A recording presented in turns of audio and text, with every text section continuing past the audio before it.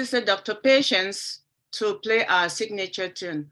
Over to you, and please, as you're watching and listening to it, let us watch the images that have been carefully crafted by our own very brother who is always supporting everywhere and anywhere, Dr. Derek. Over to you, Sister P.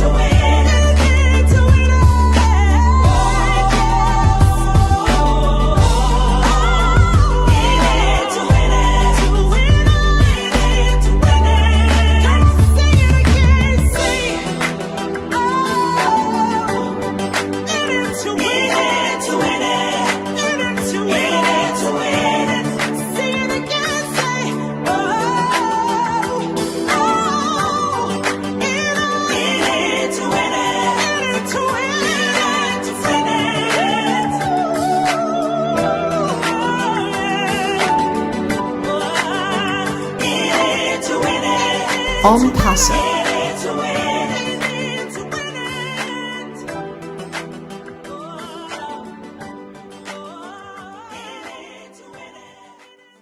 ONPASSIVE, the future of Internet.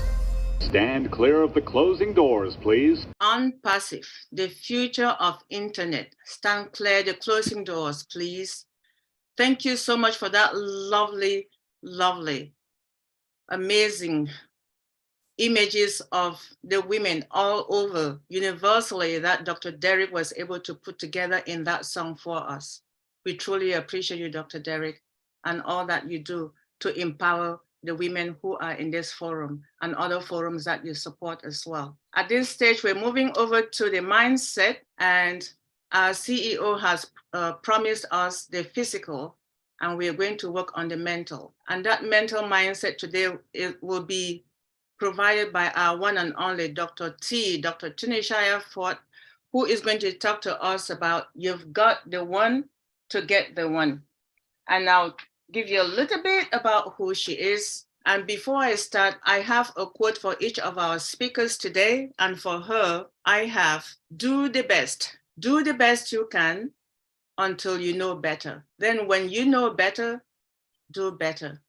And that is by Maya Angelou.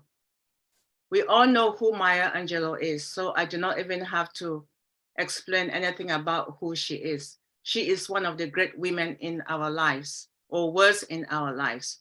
So Dr. T is an international transformational speaker. She is a life coach, an empowerment trainer, a former TV talk show host, educator, and author of 4 books. And I'll just share some of her books with you. In case you are in a bookstore, you're trying to inspire yourself, you know who the author is in advance. This is a comma in your life, not a period. I miss the hugs, but not the hurts. The spirit in you. And the 4th book is Taking Control of Your Life from the Inside Out. Dr. T won Women of the Year Award from the National Association of Professional Women for year 2010 to 2011. And recently in 2022, she was awarded the Game Changers Award presented by Elite Sports and Entertainment and Comerica Bank. To learn more about Dr. Ford, please visit her website at www.drtford.com. To find about her workshops, all of that will be available there. She is a great trainer, and she's going to train us about our mindsets today. Welcome, Queen Dr. T.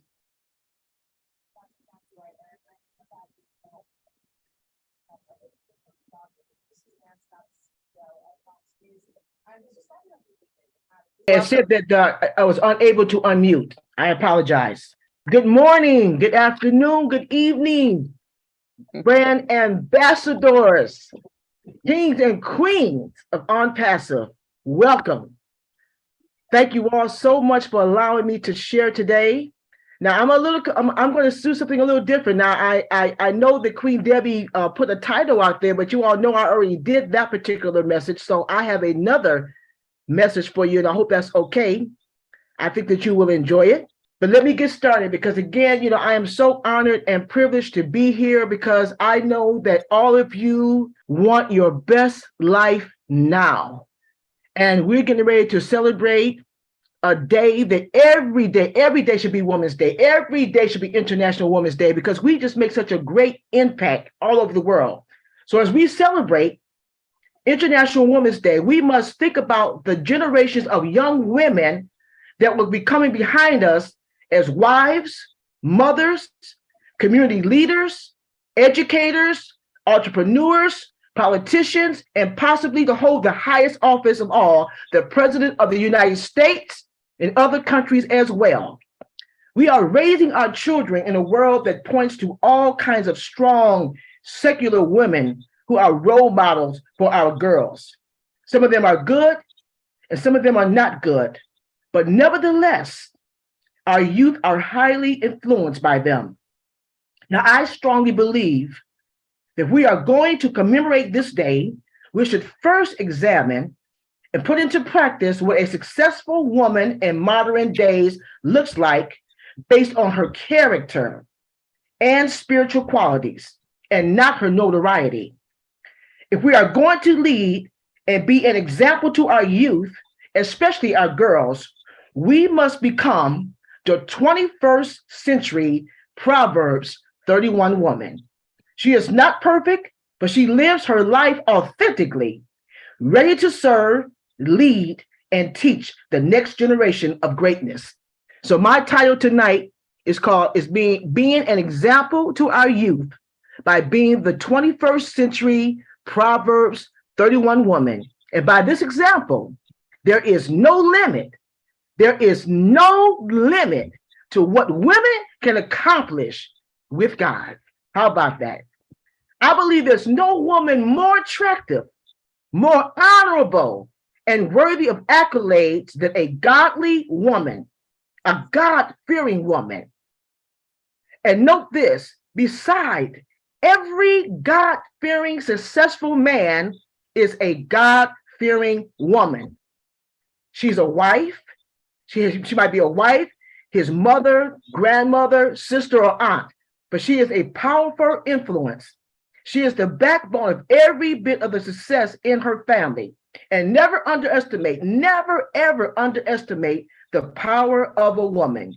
She can make or break a person and a nation, which is why it is important that women stand behind the power of God in all that we do. And when this happens, there is no limit to what women can do with God. I will say that again. There is no limit to what women can do with God. Now, I have a few quotes that I found that I think is befitting for the occasion. Now, some of these people, you may know who they are, you may have heard of them, and others you may not. But I thought that the quotes will be appropriate for what we're doing right now. The first quote is by Pastor Tony Evans. And he says, "The kingdom woman is not a perfect woman, but she is a transforming woman." That's powerful. The next one by Michelle Obama. And she says, "There is no limit to what we as women can accomplish." And the third quote I want to quote for you all guys is from a lady by the name of Miss Holly Girth. She's a Wall Street Journal best-selling author, life coach, and podcaster. And this is what she says: "The enemy tricks us into believing we are not good enough because he knows if we discover the truth, we'll be unstoppable, ladies. If we discover the truth about who we really are, we will be unstoppable." That's powerful. And the last quote that I want to share with you tonight is by Amy Tenney. She's an attorney who works with nonprofit organizations, and she writes policies for refugees. And this is what she states: "The world needs strong women who would lift and build others, who would love and be loved, women who live bravely, both tender and fierce, women that are strong, brave, and impossible to defeat." Those are some powerful quotes, aren't they? Powerful quotes, and I wanted to share those with you. If we are going to lead our youth, especially the girls, here are the attributes. I'm going to call them superpowers. We have superpowers, ladies. If we're going to lead our youth, we're going to have these attributes of the 21st century Proverbs 31 woman. And these are the attributes that we must pass on. We must possess them ourselves, and we must pass them on to our youth. Okay, let me give you a special note. I want to read this. This is very powerful. The biblical Proverbs 31 woman, she seemed to be out of reach. I mean, she was perfect. This woman was perfect in every single way. But the Proverbs, the 21st century Proverbs 31 woman is far from being perfect. In her marital status, she could be a wife with children. She could be single, a single mom, or she might even be a divorcee. But what they all have in common is this: a goal to shine God's love and principles to the world through their actions, their thoughts, and deeds. And by displaying these 12 attributes, the 12 superpowers I want to share with you tonight, and preparing the next generation to do the same. I'm going to share with you now the 12 superpowers of the 21st century Proverbs 31 women that we're going to pass on to our youth. The first superpower is faith. Faith, ladies. That's our first superpower, faith. She loves God with all her heart, and she seeks his will for her life and the following of his leading. She's a praying woman, and she exercises spiritual authority. First superpower, faith. The second superpower, she values the institution of marriage, ladies. A Proverbs 21, 21st century Proverbs 31 woman is a woman that values the institution of marriage. She's a faithful wife.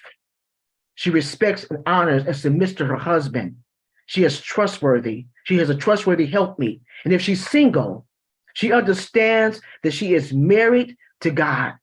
And she does not want to engage in extramarital affairs. She's not into adultery because she respects the marriage institution so much that she would never do anything to destroy someone else's marriage. Number two, she values the institution of marriage. The third superpower, mothering. Whether she's married or single, her children call her blessed because she's a great mom.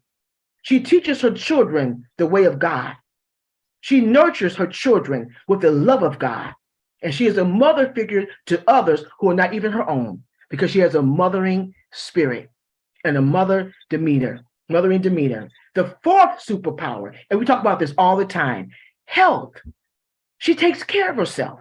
She takes care of herself physically, mentally, and spiritually.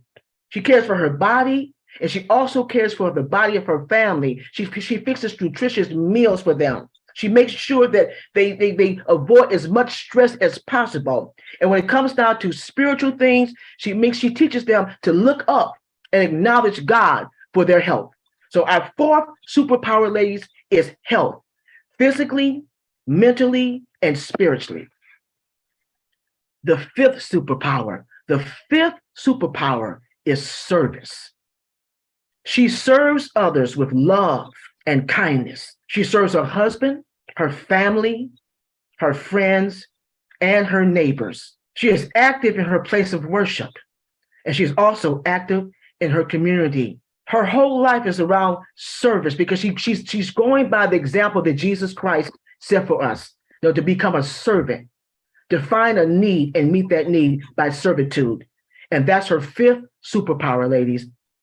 She serves. And the sixth superpower is stewardship. She is wise. She's a wise steward of the gifts and resources God has given her. She spends her money wisely, and she purchases things at a discount, but she buys quality things. She doesn't buy cheap stuff. She finds discounts, she finds bargains, but she finds quality things for her family. And she knows how to save and invest. She's a good steward over the resources that God has given her. The seventh superpower is entrepreneurship. She's an industrialist. Entrepreneurship. She creates products and understands how to create services to meet the needs of the community and her family.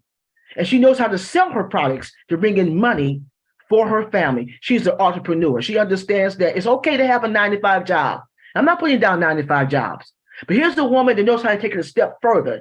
In addition to working 9-to-5, if that's what she chooses to do, she finds things to do with her hands. She finds things to do where she can bring in extra income to meet the needs of her home. The eighth one, which is so important, this is one area that I believe a lot of our youth are not being taught. The eighth superpower, ladies, is homemaking. She's a homemaker. She is a good manager of her home. She is a good housekeeper. She's clean and tidy. She keeps a clean and tidy atmosphere. And she even teaches her children how to cook. There are so many young people who are very gifted and talented, and they're not even learning how to cook or keep their rooms clean. They just come in, do what they need to do on that phone all the time, whatever they're doing, but they're not learning how to be tenders of the home. But one of our attributes and one of our superpowers as women, 21st century Proverbs 31 women, is to teach our kids how to be homemakers, because she also creates an environment of warmth and love for her family and guests. The number 9 superpower, time management skills. She has time management skills. She spends her time on those things that are a priority. She sets realistic goals for the day, and she diligently completes her daily task. Time management skills. That's another thing we need to teach our youth. Time management skills. And the 21st century Proverbs 31 woman knows how to properly manage her time. Number 10 superpower, true beauty. True beauty. She is concerned about her inner and outer beauty, not just adorning the outside like so many women do. There's so many women who adorn the outside. They look good on the outside, but they don't take care of the character. They don't think about the inner beauty. I have seen so many women. This is an example I can share with you, and I'm pretty sure you all are aware of this. A lot of you may have seen a woman who may not be the most attractive woman, but she has the most beautiful personality. And she has a wonderful man on her side. You may say, what does he see in her? He's looking at the inner beauty. That's what he sees. Then you may see a woman who seemingly has it all going all together. She's beautiful on the outside, the hair, the figure, the clothes on just right.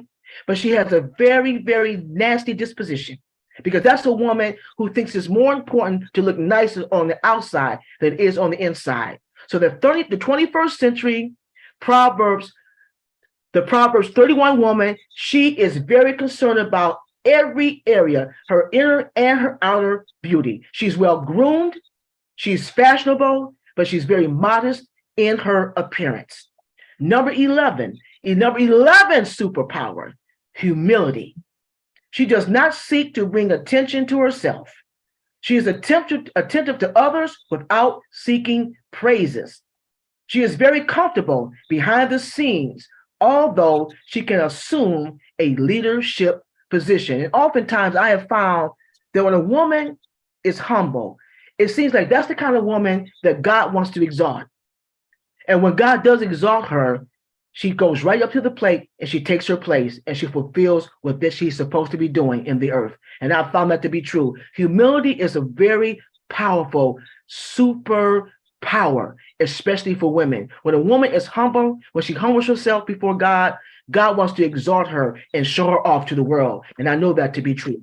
And the last superpower that I want to share with you all is she's disciplined. The 21st century Proverbs 31 woman is disciplined. Staying disciplined to the calling that's on her life. She sets realistic goals to achieve her dream. She avoids distractions like toxic relationships, and she seeks God for her guidance. Those are the 12 superpowers of the 21st century Proverbs 31 woman. I'm going to go over them again. I know a lot of times I do a recap, so I'm going to go over them again for you.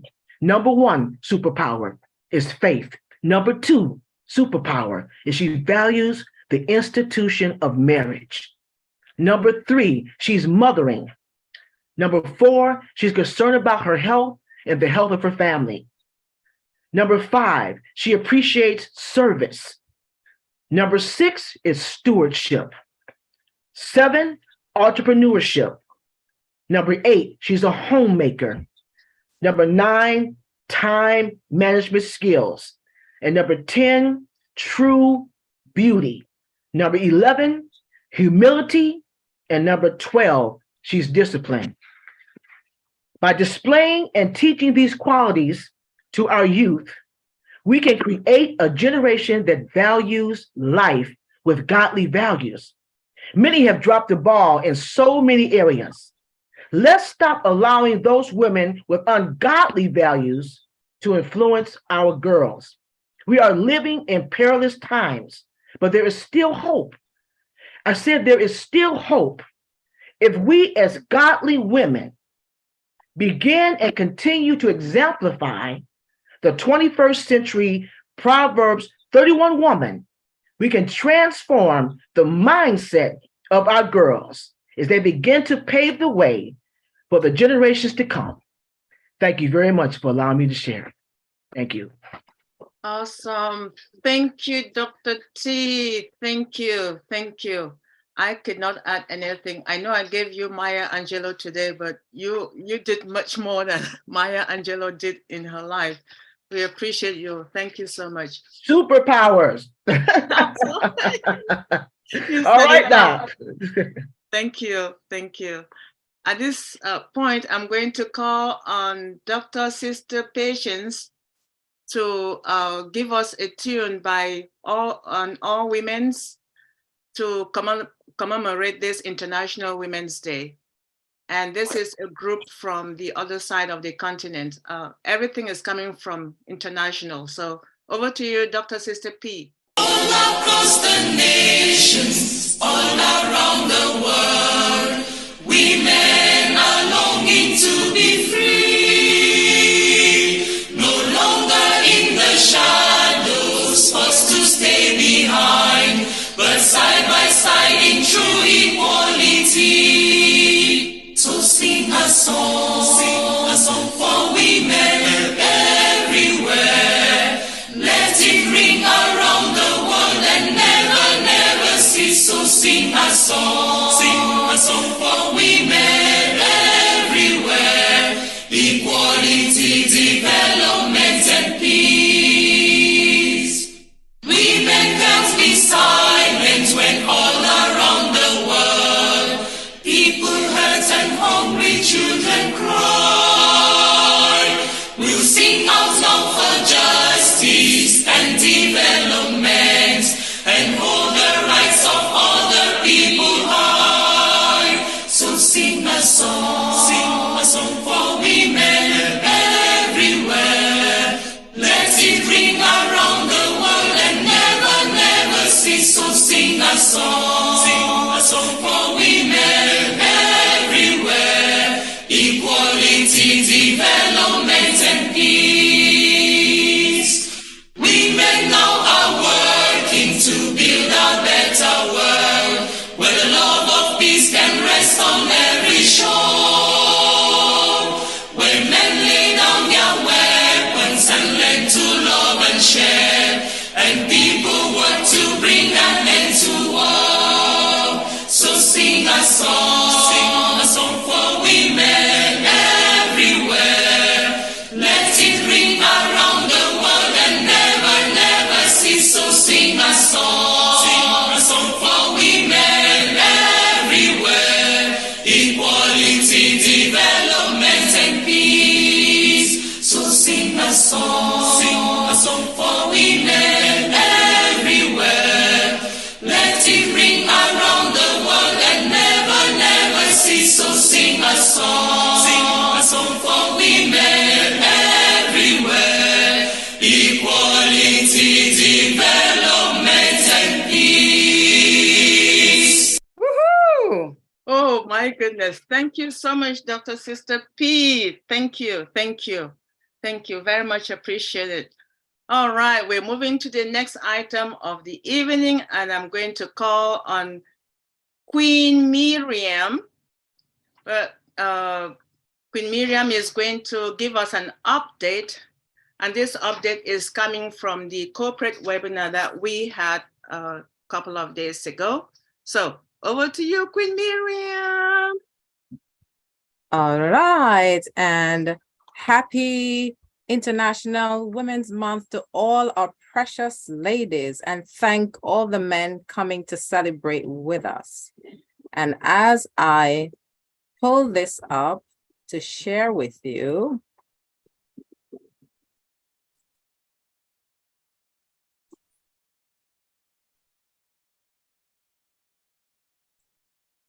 okay. In the light of the aspiring women entrepreneurs and associations globally who are eager to lead the world of digitalization in emancipating a holistic approach, we look forward to your positive response and participation in our upcoming event. Hearing from industry leaders, businesswomen, decision makers, and entrepreneurs, their successful stories of using, managing, and investing in technology, networking, and meeting high-level global delegations, business and investment opportunities in the UAE.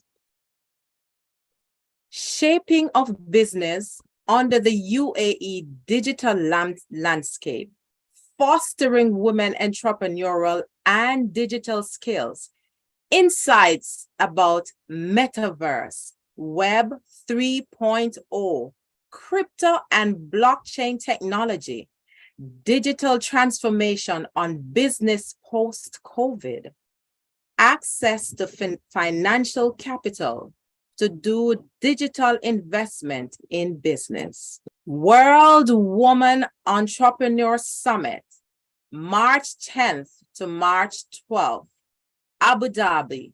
Please register at https://www.es.ae. Be there. You will be happy you join them in Abu Dhabi. Thank you. Thank you, Queen Miriam. Thank you. Thank you. Very much appreciate it. Now we're going to move to our next queen. And the quote I have for her is by Margaret Thatcher.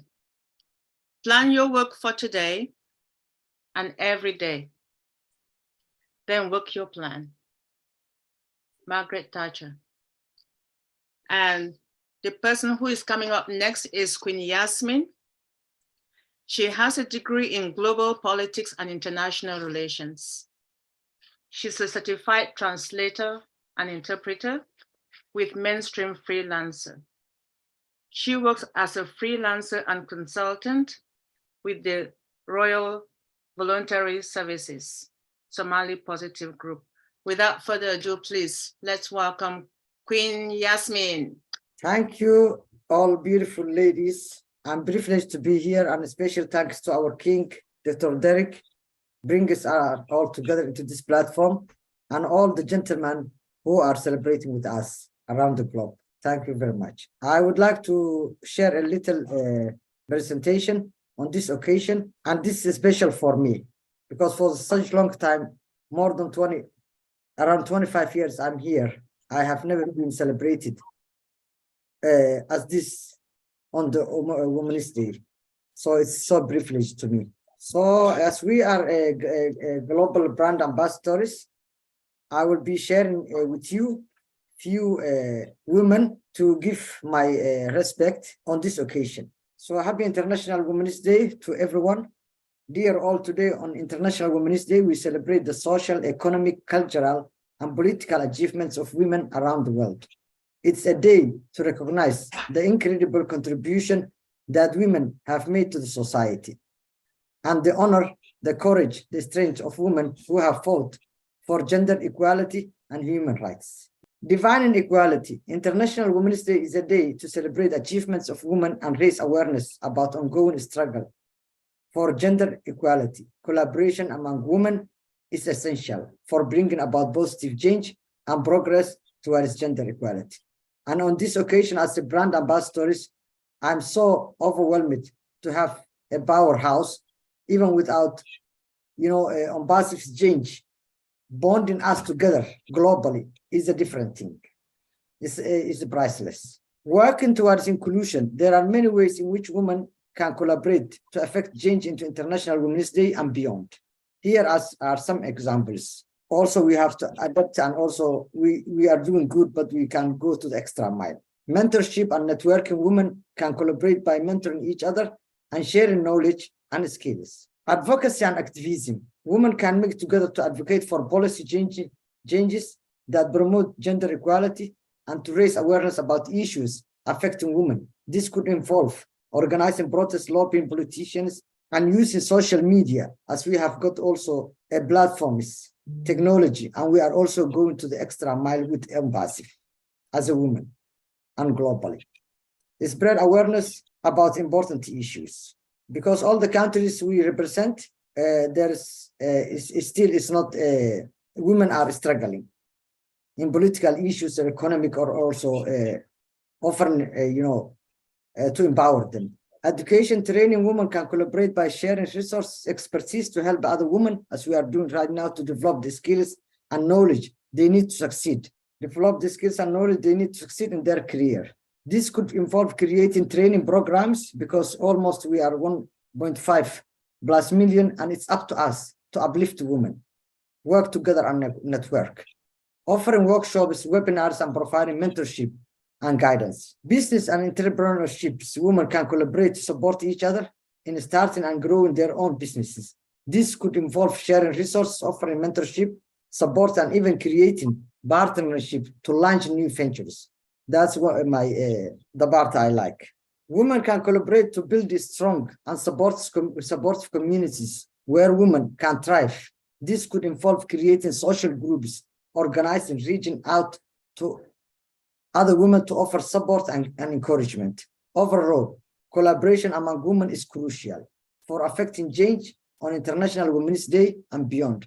By working together, women can build a more equitable and just a world where women can thrive. I just like to bring Sojourner Truth, who was a fearless and fought for gender and racial equality. What change you will be part of? What legacy are we going to leave? And what effort are we going to input to change the world, as we are a global movement and we have this platform togetherness? In 1828, she became the first Black woman to win a custody court battle and was able to recover her son from slavery. At the Ohio Women's Rights Convention, 1851, Truth delivered a speech titled Anti-Woman. That means a lot. Being a woman is a whole world. That stirred hearts and became widely told during the Civil War era. Truth was fearless in her fight for racial equality. Also, I would like to present you, as we are also from different countries, and this was very special to me because I never had the privilege to participate with my identity more than 25 years. So this was a very special opportunity, and I also appreciate you giving me this platform. This is Hawatako. She is very well known in my country, and she has a statue in my country when we were growing up. Hawatako, also known as Hawatako, was a political activist who has a symbolic of Somali nationalism, and she has been also died having her child on the back while she was protesting against slavery time. She was one of the Somali Youth League, and sadly her history has not been published because that time Somalis were not writing, and up to now a lot of her background is unknown, but she has been given this privilege to have its statue in my country. This is also Edna Adan Ismail. Edna Adan Ismail was born in Hargeisa, British Somaliland, because Somalia has been divided into southern part and the northern part, where the southern part has been colonized by Italians and the northern part by the British. On 1937, the daughter of a prominent Somali medical doctor, she was one of the 5 children born to her mother, but 2 died at the time of delivery.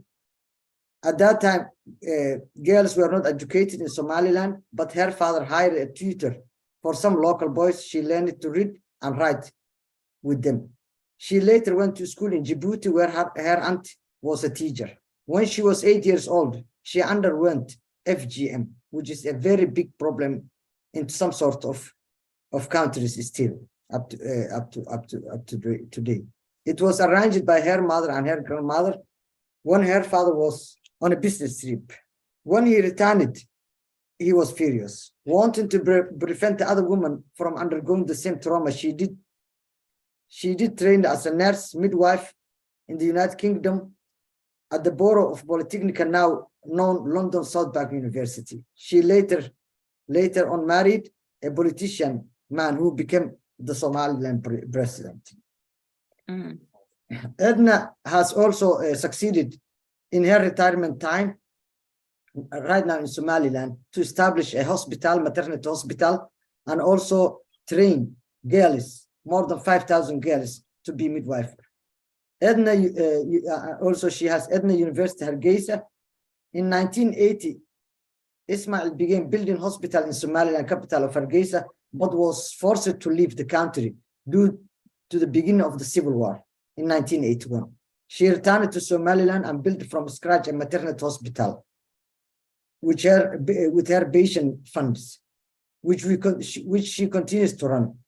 Then Edna Maternity Hospital officially opened on the 9th of March, 2002. The land was been donated by the government and formerly used as a rubbish dump. The region lacked trained nurses to staff the hospital, as most of her either fled the country or been killed during the Civil War. So Edna recruited more than 30 candidates and began training them in 2000 while her hospital was still under construction. The hospital now has 2 operating theaters, library, computer centers, and complete wing dedicated to training nurses and midwives.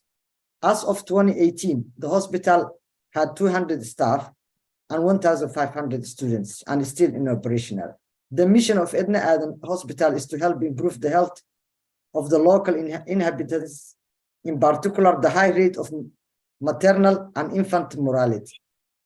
The facility is non-profit, making charity and midwifery teaching hospital.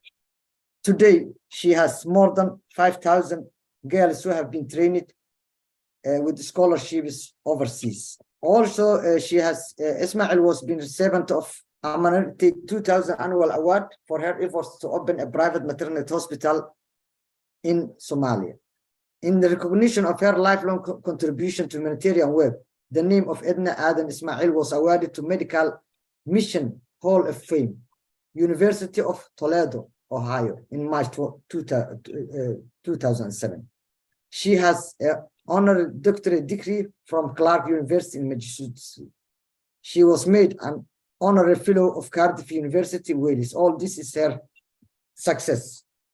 And today, she is also the head of the UNPO, which is underrepresented nations and people organization, has elected in their General Assembly as a president. And Edna has been called the Muslim Mother Teresa by the Kate Grant, CEO of the Fistula Foundation. So women can be sisters, mothers, and they are beautiful in every sort or every situation they are in. Today, we are so, honored to participate all women around the globe. We build houses.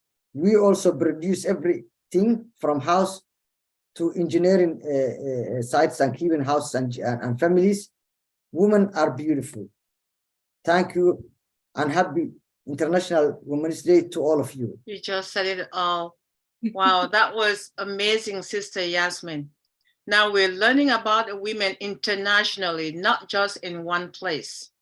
Where else can you go but on ONPASSIVE Forum to learn about that? History classes do not teach our children such stories about how powerful international women are. ONPASSIVE $97 has provided us with this forum. We are very honored. I just want to give a special shout out to everyone who has joined us since we started. We love you all. We thank you and we're glad to have you here. We have a lot of leaders who are here with us and we acknowledge your presence. And with that, I will move to our one and beautiful voice that we heard at the beginning of this session. Her name is Queen Lerato, and I'm giving her the quote that I have for her is from Dr. Wangari Maathai, who was fighting for Karura Forest. She's Kenyan, and she says, human rights are not things that are put on the table for people to enjoy. These are things you fight for, and then you protect them. And who is Sister Lerato? Queen Lerato is a singer, songwriter, and vocal coach. Queen Lerato has a diploma and a software specialist. She worked for Sony Music in South Africa. She signed artists at Gallo BMG and signed artists at David Gresham Records. She is theater performance artist for the Broadway musical The Lion King, Germany, Kamepo and Vienna. I know I didn't pronounce it the German way properly. Yeah, I can see you shaking your head. And Queen Lerato toured Europe with different musicals and world-renowned gospel choirs. Currently, she's working on self-releasing her own music. She is a mother of 2, wonderful voice, and married to a producer and songwriter, Mr. Abula Shadare. Please, let's welcome our sister, Queen Shadare. Sister Debbie. Oh, thank you. Thank you. Thank you for the invitation. You look so beautiful. And I just want to acknowledge every woman here. You are all beautiful. You are such a gift. And I want you to know that. Thank you to Dr. Derek and all the men that are supporting us today. My voice is still not 100%. So if it's breaking, you're going to have to just excuse me. I'll just repeat my words. So thank you so much also to Dr. T. Her presentation was outstanding. Sister Yasmin, it was so beautiful what you just did. Everything up to so far, it's really beautiful. And thank you for inviting me. And do you want me to talk particularly about the quote that you quoted, or I can talk about anything else? I can't hear you, Sister David. You're muted. It's your right. Sorry. Go ahead. Go ahead and talk about what you want from your heart. The quote was just to introduce you from your heart. Thank you, sis. Thank you, sis. So, I mean, as beautiful as we are as women, you know, we bring light into everything. And when we are centered in ourselves and we know who we are, we bring so much value into everything. Dr. T said it very well, and she said that when you're a woman of value, you add value to everything. And she mentioned all these things that makes, you know, a woman virtuous, so to say. And as we do all this fabulousness and we do this wonderful things, I just want to talk to women about also celebrating themselves. Yes, we're celebrating Women's Day, but we hardly celebrate ourselves individually. What do I mean by that, right? We are naturists naturally. We take care of everybody, but then we're the last ones to take care of ourselves, you know? So, and what do I mean by that? I mean, I was talking to my friend the other day and she said that she went out shopping. She initially went out to shop for a bra, right? Which is something that she needs. By the time she got to the mall, she shopped for everybody else. She didn't even bring one thing for herself, right? And then when I know, you know, I saw this was cute for my whatever. Oh, I saw this. And I'm like, no, take the time to celebrate yourself and also invest in yourself as a woman. Put the time, book yourself a spa date, book yourself a vacation. You know, I always tell my my friends too is that most of I enjoy spending time with my family, but I also love my quality time where I can pour into myself, because you cannot give what you don't have, right? If you're not balanced, you cannot bring balance into anything. So we need to balance ourselves and take care of ourselves. Dr. T said it too. It's like you have to take care of your health. Yes, we take care of our health, you know, to take care of the family. But, you know, because we do so many things, we multitask and we spread ourselves. Sometimes we spread ourselves too thin. So I want you to take time, make dates with yourself. I sometimes go to a restaurant and enjoy eating by myself. I don't have to have anybody there to enjoy my quality time. Go on to a spa. Yes, I like spending time with women and we, you know, with friends and everything. But sometimes I just go on a vacation by myself. And it's one of the best times because then I can introspect, I can meditate. I set my own time, right? I set my own time and I enjoy myself. Spend time with yourself and check in with yourself so you can be balanced, right?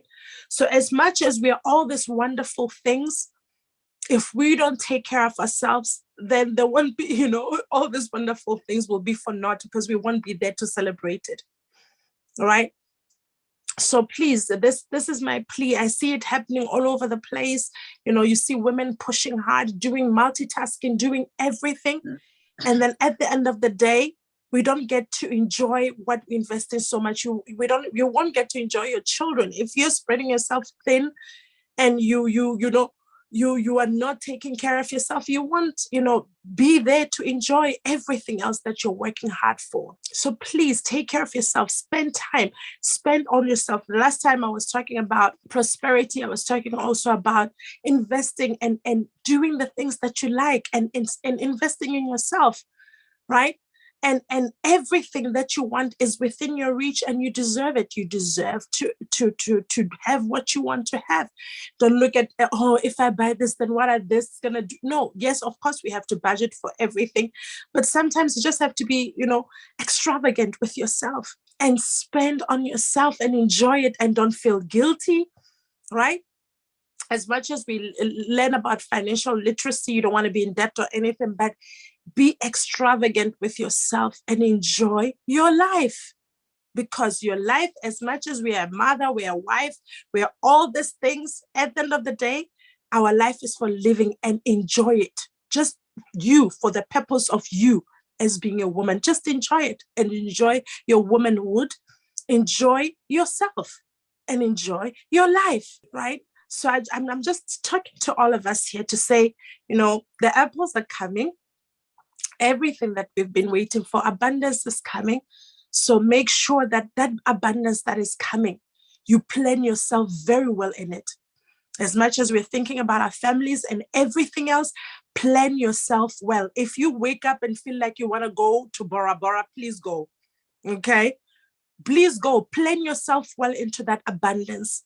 As much as we're thinking about our families and everything else, plan yourself very well into that abundance. Don't forget yourself. Do not forget yourself. So thank you so much, Sister Davy, for this time.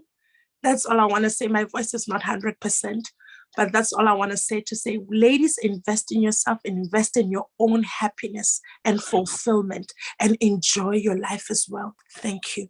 Thank you so much, Sister Lerato Shadare Prosperity. We're so grateful that regardless of the time, you're still awake, hanging out with us. It's about 2 a.m. your time almost, or 1:15 a.m. and you're still awake just to do that, and your voice is almost disappearing. But this is a dedication that ONPASSIVE does to us, right? We appreciate you, sis. Thank you so much for sticking around for this very much. All right, we're moving to our next Queen Debbie, who is going to share with us. And I decided to assign her one of my favorites. And the quote is from Chimamanda Ngozi Adichie. I'm sure it's a handful of names, but Adichie, if you read and you listen and you watch, you'll know who she is. And Adichie says, I have chosen to no longer be apologetic for my femaleness and my femininity. And I want to be respected in all of my femaleness because I deserve to be. So Sister Irene, Queen Irene, as we call her, is a daughter of the Most High God, originally from Cameroon and currently residing in the US. She is a nurse working as a researcher nurse specialist in oncology. She loves to help others regain their health after falling sick. More so, she enjoys to find a cure, hopefully soon, for cancer. Serving God means the world to her. Queen Irene is a mother of 4 and 3 grandchildren. Please, let's hear from one of our international speakers. And Queen Irene, over to you, sis. oh, thank you very much, Queen Debbie. Hello, everybody. Good morning, good afternoon, good evening, good night, wherever you are, your time. Greetings from Maryland in the United States of America. Celebrating Women's History Month. Do you know it is the entire month that is being set aside to celebrate women? And happy International Women's Day. Wow. Like Queen Debbie said, I am a research nurse. And being a nurse, I want us to celebrate this day, celebrating Women's Day by celebrating women and health. I do agree with Dr. T earlier when she said every day should be Women's Day. And so with that said, I also want to appreciate all the men, especially in the house here, who have been there to support, mentor, and uplift women. So celebrating women and health, that is kind of quite a broad topic, but I'm just going to summarize it and just say a few things, not much about health, because it will take me a whole day. So women generally are the backbone of the community, taking the lead day in, day out to care for family, friends, and neighbors while contending with the weight of parenting, cost of childhood, and the scourge of sexism, including pay disparities. We all know that. in the health field, from doctors to nurses to social workers and early childhood educators, women are often the backbone of our health.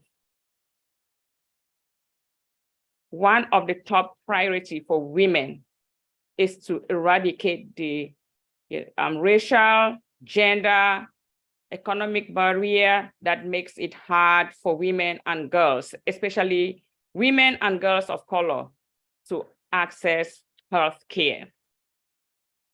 So women and health.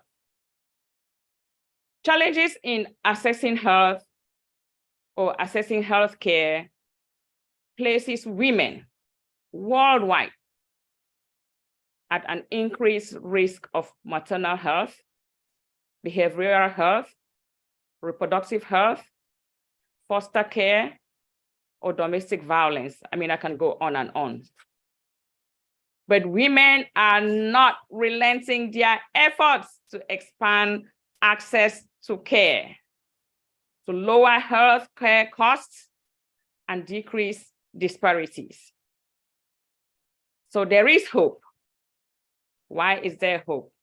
Because we see many women in leadership positions in the government and across the healthcare system championing these challenges. So with that said, what are some of the health tips that we need for women? We encourage us women to have a primary health care provider. So don't just jump from one healthcare provider to another. You know, today you are in urgent care, the next day you are in a clinic or whatever. Have a primary healthcare provider who knows you and see that same provider all the time for your health needs. Someone who knows you. So if that healthcare provider has been giving you amlodipine for your high blood pressure, and they see that it's not working, they can switch to something else. But when you jump from one healthcare person to another, they don't know, they can't keep track of what you have taken and what can work. Do all your required checkups regularly and consistently. So checkups like your mammograms, breast exams. Please do your breast exams monthly. And, you know, we are encouraged to do it for those who are still, you know, as in the childbearing age. It's good to do it just before or during your menstrual periods when there's hormonal changes.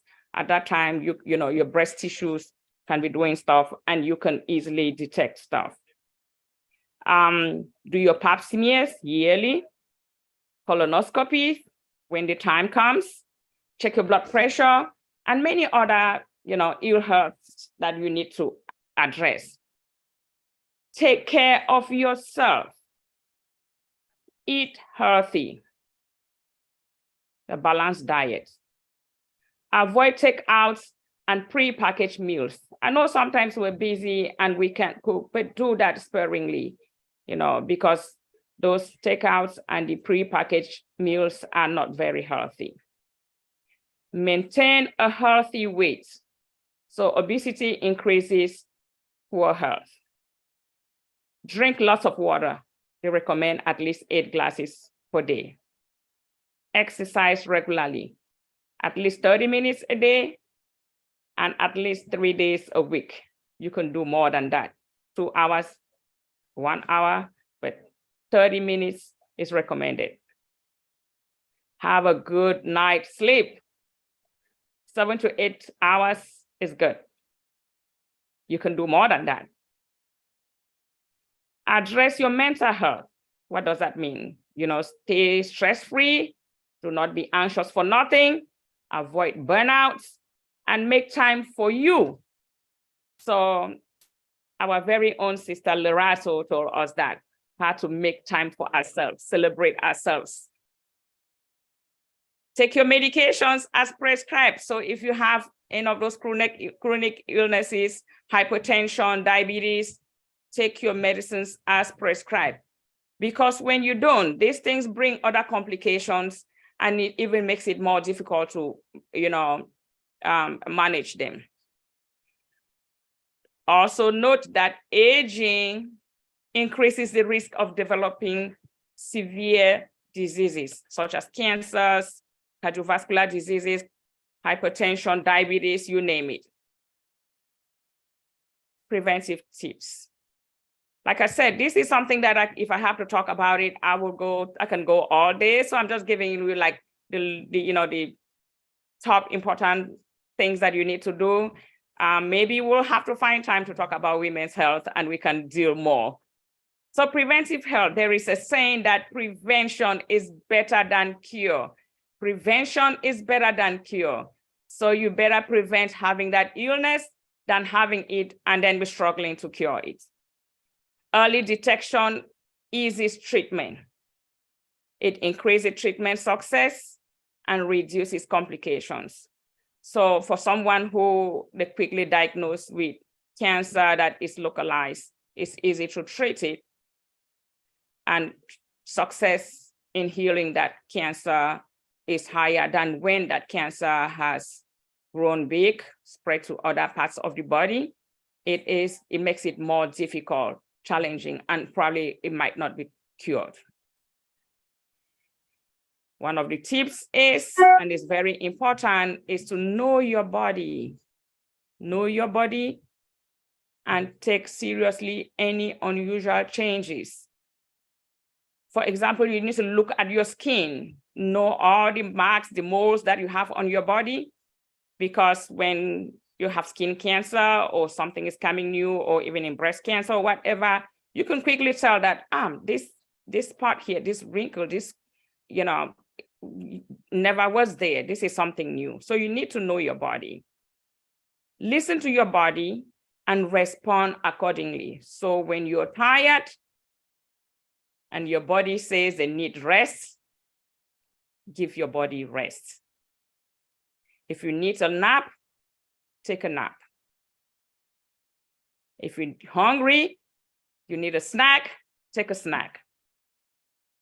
If you're walking and you need to go to the bathroom, go to the bathroom. I'm telling you, there's like nurses will hold pee all day. By the time you're running to the bathroom, your bladder is hurting. Well, that is not very good, because by the time you start turning to the other side of life, you'll have issues that you will not believe. So like I said, early detection is good. And because I work in oncology, I'm going to talk about just maybe 3 common women cancers. So we know about breast cancer. And so early detection is good. That early detection can be, can only occur if you do your self-breast exams and know how your breast tissue feels. There are some people that their breast is lumpy, they have already some discoloration on their breast or whatever. Know what that is as the normal. So when something new comes up, you can quickly tell that this is not there, didn't used to be there. It's not normal. It's not my usual self. Check your breast daily in front of your mirror. So when you get up in the morning, you brush your teeth, you take your shower, as you're wiping off your skin and you're, putting lotion on your body, stand in front of the mirror. Just, let your arms hang down and look at how your breast looks like. You can put your arms out and look, you raise your hands up, you look, make sure, because when you're having that, you have, skin changes that sometimes it will look like, the back of orange, you have little dimples.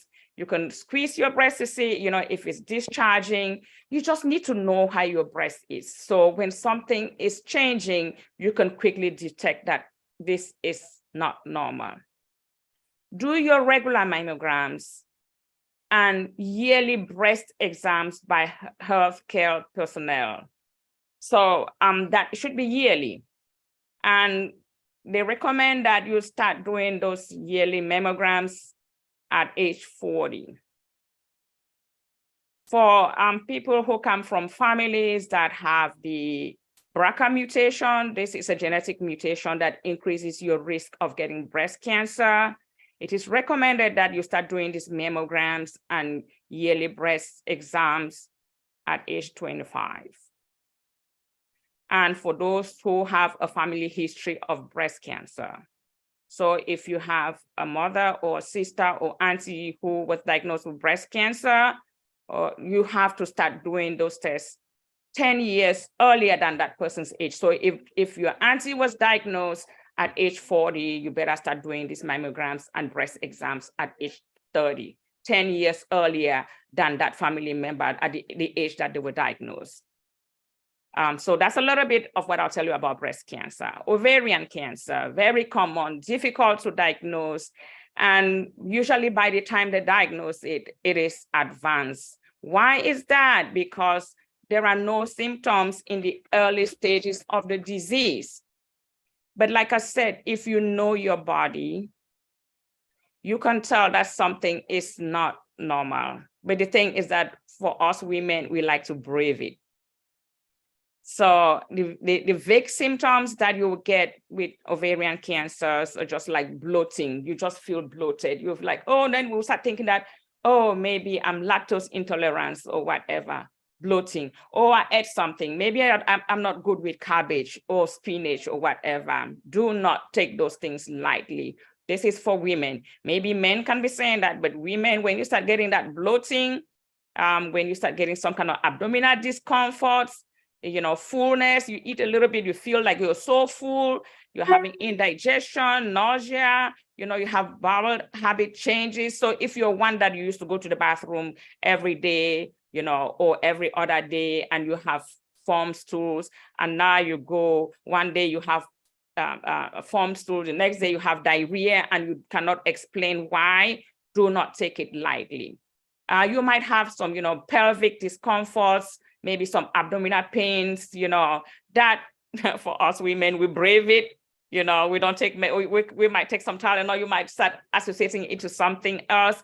No, when you start having these vague symptoms and they continue for maybe a week or so, it is good to see your healthcare physician. Do not brave it, do not play it down, do not despise it. Doing that, I mean, it's better you go and they check it and it's nothing than for you to wait until you get up one morning and you put up your skirts and you can't zip it up because now, you know, your abdominal girdle has increased because you have ascites, and then you decide to go to the hospital. At that time, it is kind of too late. So when you start having those vague symptoms, get checked. It's better they find nothing than wait until it is so advanced and then it's difficult to treat. So that's what happens with women.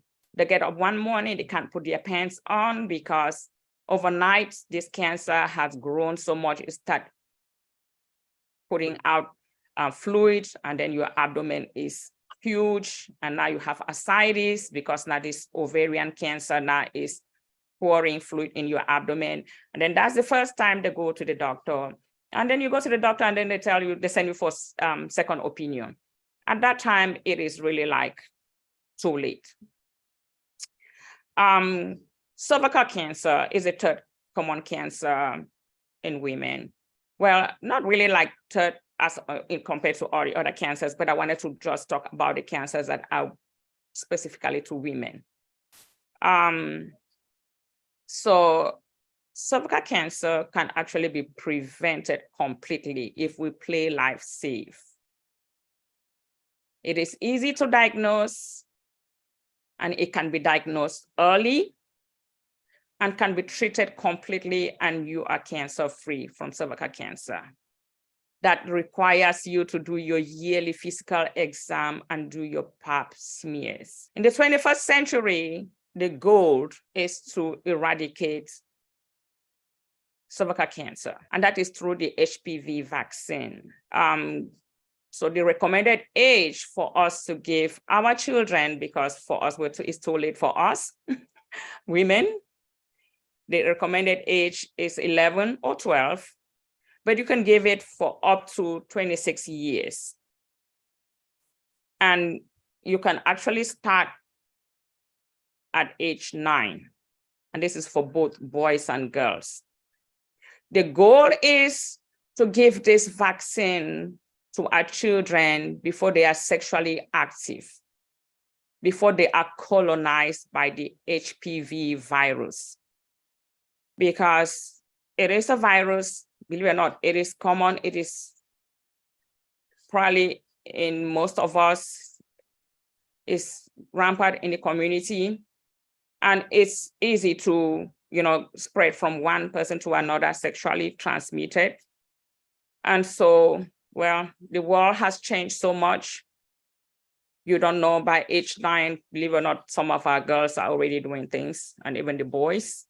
And so the goal here is to give this vaccine before they are colonized, because once they have that virus, the virus stays. It's not treated. It's a virus. It just stays there. The good thing is that when you have good, strong immunity, it can keep that virus under control. But when you don't, then, there's a risk of you not having that cervical cancer. So if we can vaccinate our children, early, talk to them about safe sex, that will be a way of actually eradicating cervical cancer. So that is the goal. I'm going to talk a little bit about colon cancer, not because it is a women's cancer, but because, this month is also colon cancer month. And also a lot of women are now having colon cancer. So I just wanted to just throw that in there. So screening now starts at age 45. It used to be 50, but now age 45, they are recommending for you to do your colonoscopy. And then the doctor will recommend for you to do repeats every 10 years. If they don't see anything, if they found something suspicious, you have to repeat that colonoscopy in 5 years. And in between those times, they have a stool test now that they can also easily diagnose colon cancer. So we know how our young actor Chadwick Boseman died at age 43. So he didn't even get to the age to start doing a colonoscopy. He was diagnosed at age 39 and he died at age 43. So we all know, for the causes of cancer, we don't know what the causes are. They are predisposing conditions that will predispose you to have some of these cancers. But one of the things that I'll talk about is a virus. So for cervical cancer and some of the colon cancers, it is the HPV virus. For breast cancer and for ovarian cancer, it is this mutation that is inherited, and it can be handed down from parents to children to grandchildren. So that BRCA mutation is what increases your risk of developing breast or ovarian cancer. And we know our famous Angelina Jolie, she had to do double mastectomy and also removed her ovaries and uterus because her grandmother, her mother, her auntie, they died from ovarian cancer. When she went to do the test, she realized that she had the BRCA mutation and she had to do all of this. So that is one of the things that increases your risk of having ovarian or breast cancer, and for men too. So if you have that BRCA mutation in the family, the men should also get tested because men also get breast cancer, and their risk is increased if they have the BRCA mutation. Treatment is, there are lots of treatment today. That is the good news. It used to just become chemotherapy. Today they have chemotherapy, they have drugs that they call small molecules that are not chemotherapy per se. They are mostly cancer directed more to the genes. And we have the immunotherapies that they talk about every day. So all of these, they do help in the treatment of these cancers. So like I said, I can go. I see I'm having a little warning that it's about time for me to go. And so all I can say, my dear women, sisters, that it is not selfish to take care of yourself. Celebrate yourself because no one else can celebrate you better than you. Surround yourself with people who make positive contribution to your well-being. Make happiness your priority. It is necessary to be happy. And above all, love yourself and enjoy yourself. Thank you very much. Thank you, thank you, thank you. Happy International Women's Day. Thank you, Queen Irene. That was a handful of health education to celebrate our women today and this week and this month.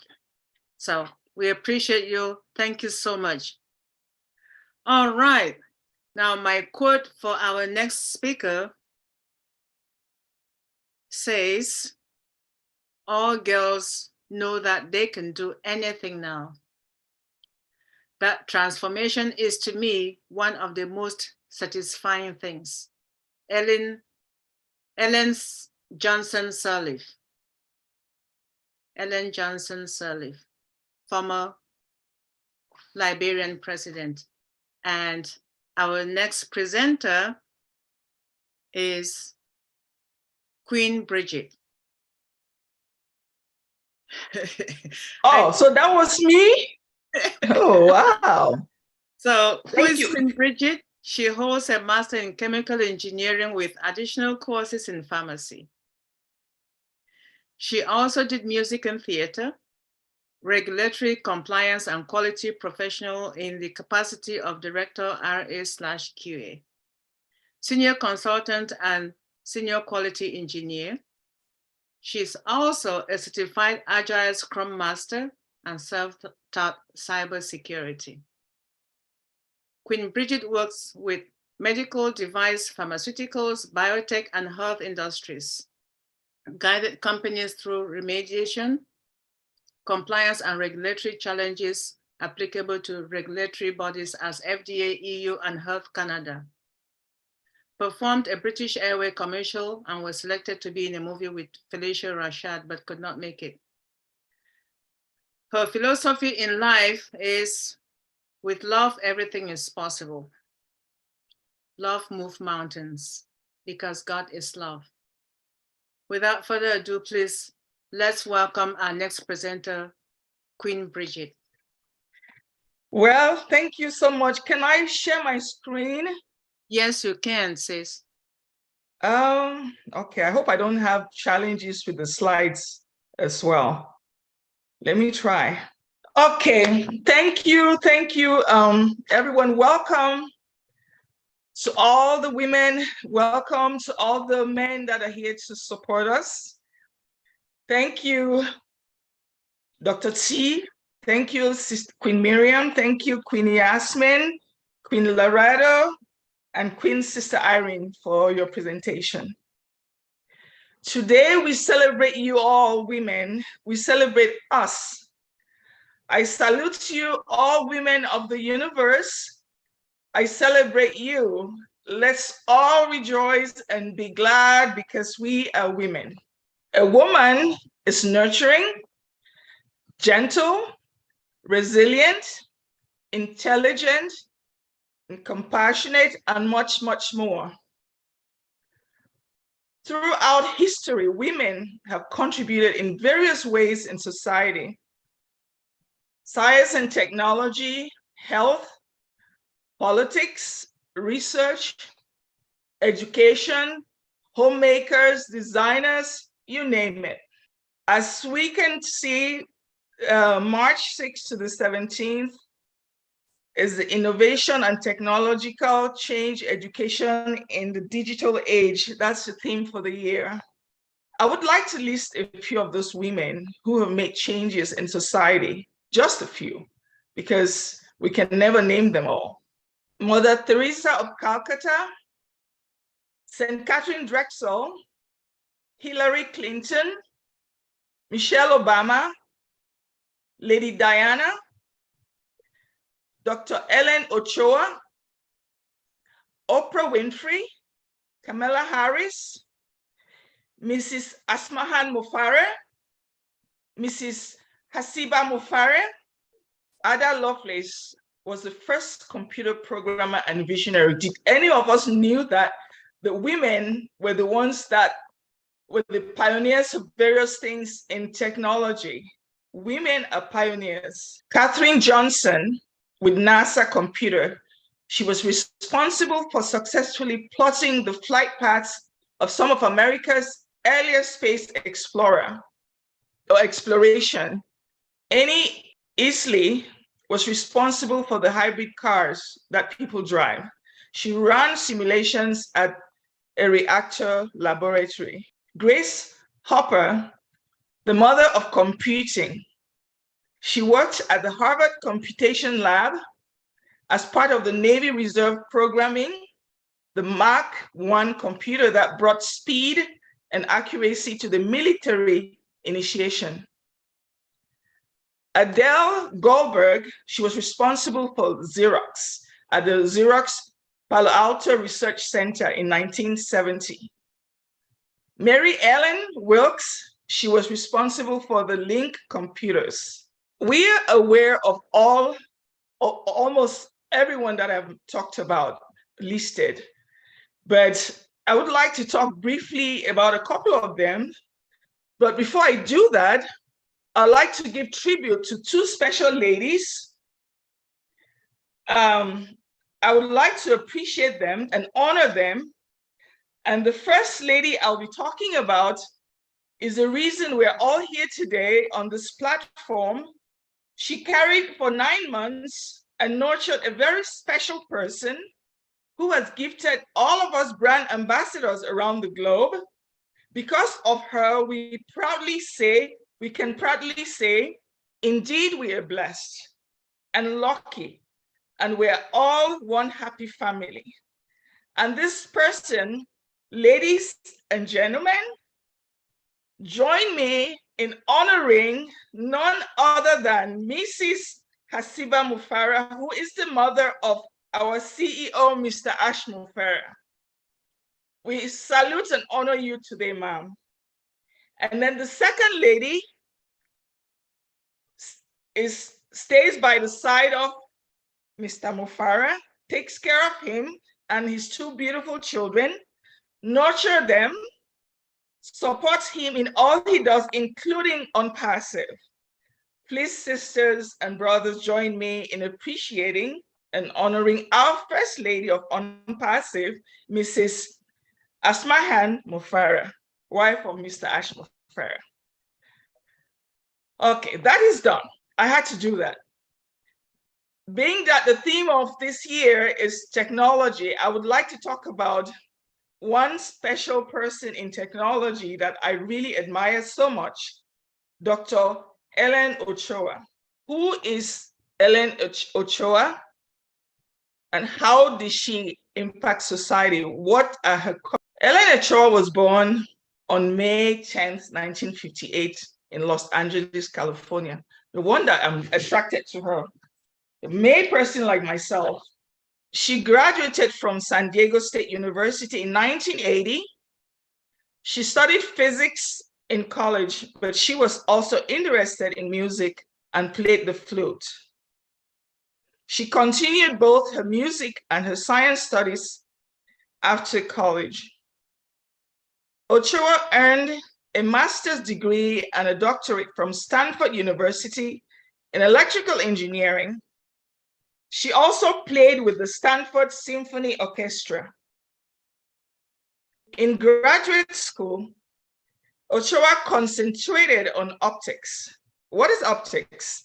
It's the study of how light behaves. She continued that work at Sandia National Laboratories in New Mexico. She helped create optical systems for recognizing objects. Later, she worked at the Ames Research Center designing computer systems. Ames is associated with the National Aeronautics and Space Administration, NASA. All of her skills helped her gain admission to NASA's astronaut program in 1990. She became an astronaut in 1991. She flew on her first mission on the Space Shuttle Discovery 2 years later. By 2002, she had flown on 4 shuttle flights. On the shuttle, she oversaw experiments and operated a robotic arm to move other astronauts and equipment around. She spent 1,000 hours in space, and she conducted research on the Earth's ozone layer. Dr. Ochoa became the world's first Hispanic female when she served on the Discovery Space Shuttle in 1993. She became the first Hispanic director of the Johnson Space Center in Houston, Texas. She has earned many awards, including but not limited the NASA Exceptional Service Medal in 1997, the Outstanding Leadership Medal in 1995. After her career as an astronaut, Dr. Ochoa continued to work for science agencies. She served as the director of the Johnson Space Center in Houston, Texas for several years. Later, she was the chair of the National Science Board. She often spoke to groups of students of all ages about her experiences as an astronaut and encouraged and motivated them. She said this to her students, I quote, "Education is what allows you to stand out." That's all for me today. Women celebrating women, in it to win it. Thank you all for listening. Thank you so much, Sister Bridget. Thank you, thank you, thank you. We appreciate you. That was awesome. Okay, thank you. I have learned over the years that one whose mind is made up, this diminishes fear. Knowing what must be done does away with fear. That's by Rosa Parks. And Queen Tony is a business owner of the publishing company Diadem Literary Services. Who knew that? She has been in publishing for over 20 years and has been teaching business principles and applications for 15 years, I beg your pardon.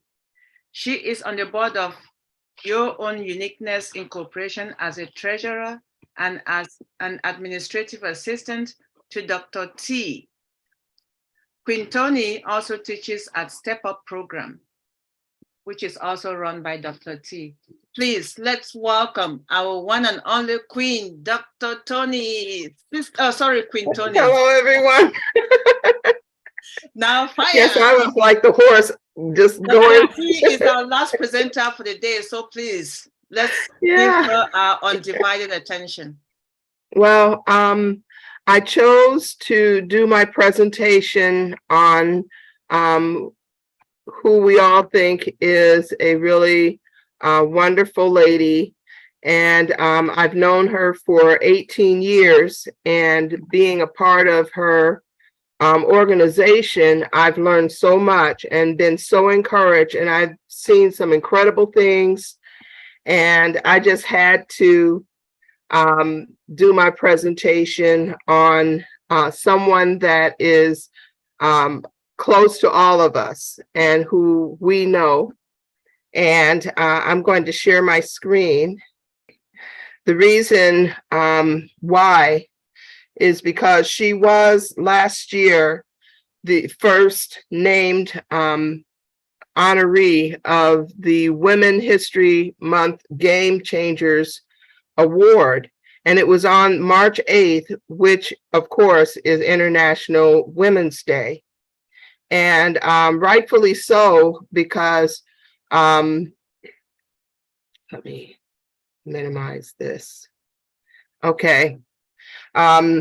She's an example of a strong woman. I didn't know her when she was going through her cancer ordeal, but of course she triumphed, and she's always testifying about how she went from a wheelchair to a walker, a cane, and I see her dancing all the time, showing off. And just love it. And Tanisha is a survivor of the fourth and last stage of Hodgkin's lymphoma. And after that ordeal, and if you ever get a chance to read her book, This is a Comma in Your Life, Not a Period, I have.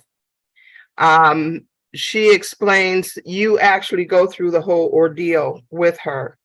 And I've told her many a time that she has this, you know, God's blessed her with this anointing that when she speaks, she draws you out. You find out who you really are. And I've been in a lot of her meetings. Of course, she's an international transformational speaker. She's spoken in Nigeria, Africa, parts of the United States, and Canada.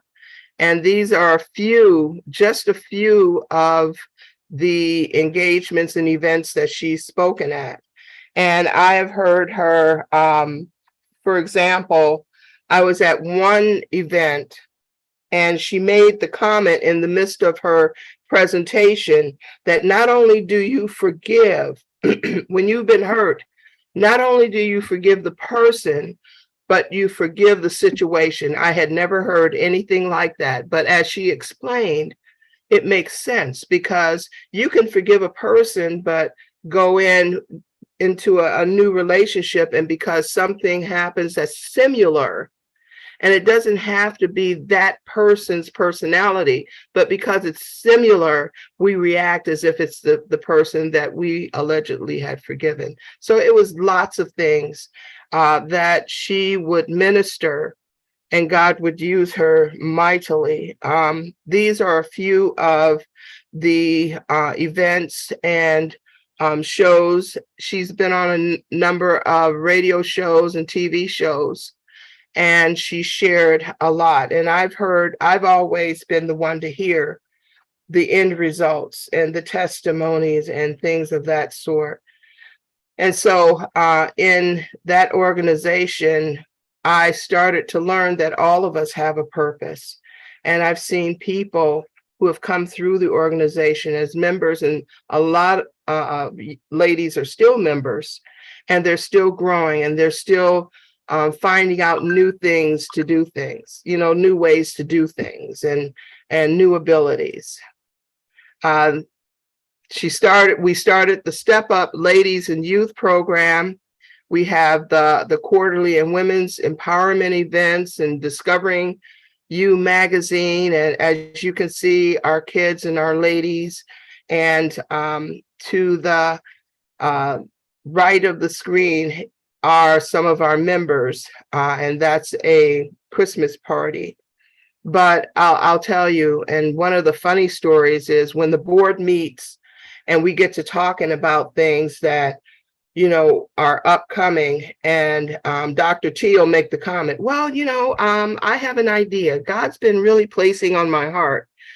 And I know all the board members are like, okay, here's a new thing coming up. And one of the board members had told me, she says, whenever you guys start talking about putting something into play, it's a done deal.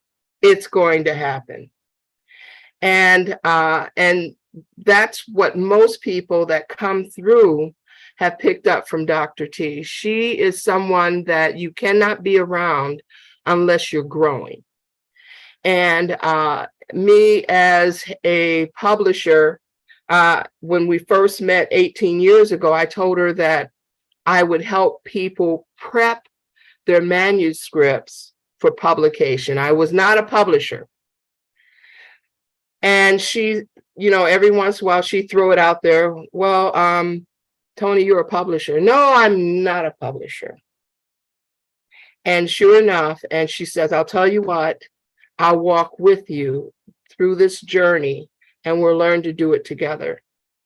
And sure enough, after hanging out with Dr. T, I'm a publisher and have published a few books. And then we started partnering. She saw the need. A few of our Step Up ladies had started nonprofits. They in turn connected with other nonprofits and organizations, and here are a few that we have partnered with and connected with. And Foresters Financial was a nonprofit plus insurance company that does various outreach that we had participated in, and the same type of giving spirit that she has just infects everybody around her.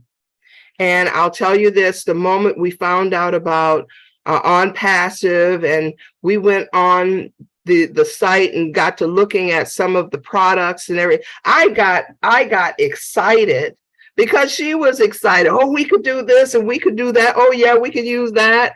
Oh, that would be wonderful. And I got excited because she was excited. And then I started dreaming. And that's the thing. You know, she's one of those that will get you to dream. And a lot of the ladies, I have seen people around her grow. And there have been people who have come through the organization, and she'll sit and she'll talk with them, and you should be, oh, that's really nice. Oh, you do jewelry. You should start a jewelry store or start a jewelry business. You're pretty good at that. And sure enough, they end up doing exactly, they're so encouraged. And then her example, when she says she's going to do something, it happens. And that example alone encourages and strengthens the women around her. And so we have connected with other organizations and shelters, and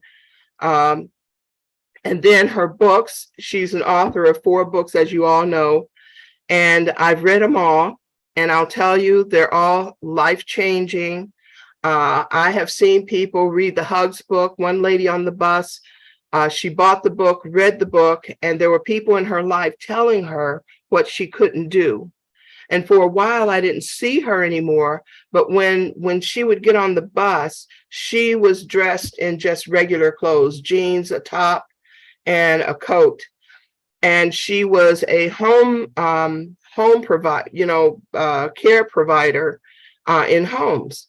And she wanted to go for a job at Henry Ford Healthcare Center or hospital. So I didn't see her a while. And finally I saw her after maybe almost a year, and she came dressed up in like this suit with a beautiful winter coat, and her hair, she had cut her hair, and it was wonderful the way that she had it. And when she got off, instead of her getting off at this home that she was working at, she got off where the hospital was. And when she had first purchased the Hugs book, she was outlining right away.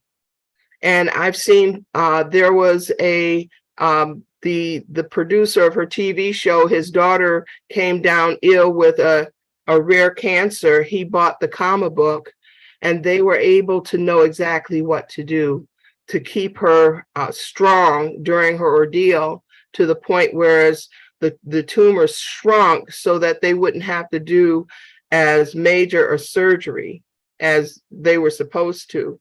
And they were talking about having to, I guess, crack bones or whatever that was. And they didn't have to do that. And the spirit in you, and taking control of your life from the inside out. And they're all really great books. And I always tell her that God penned those books, because when I read some of that information that comes from that, and I can honestly say God is truly using Dr. T, and she has a heart. She truly has a heart for people and to see them succeed. And I've seen her push people to do just that.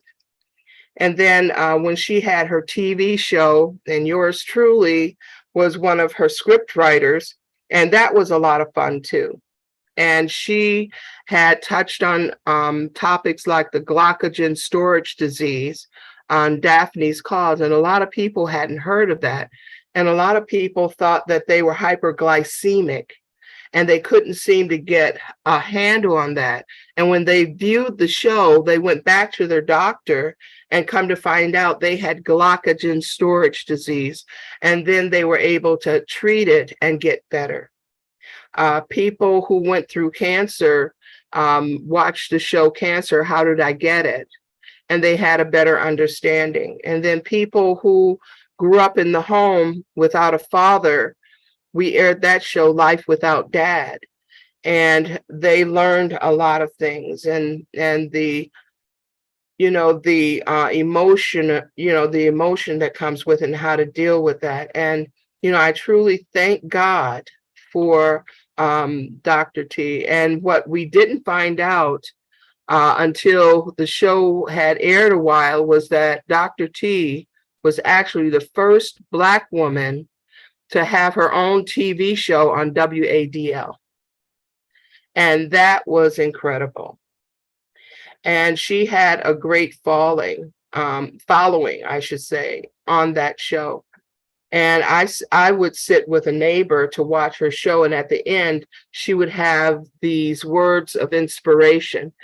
And I was having tea with a neighbor watching her show. And when that part of the show was getting ready to come on, she shushed me. Wait a minute, I got to get my words. And sure enough, they would be really encouraging and uplifting, and it would just get you going, and God was known to do that. And then, of course, she has received a number of awards, but I decided to just display these two: the Testimony and Resolution Award from the City of Detroit, and the Woman of the Year Award from the National Association of Professional Women, which was in 2010, 2011.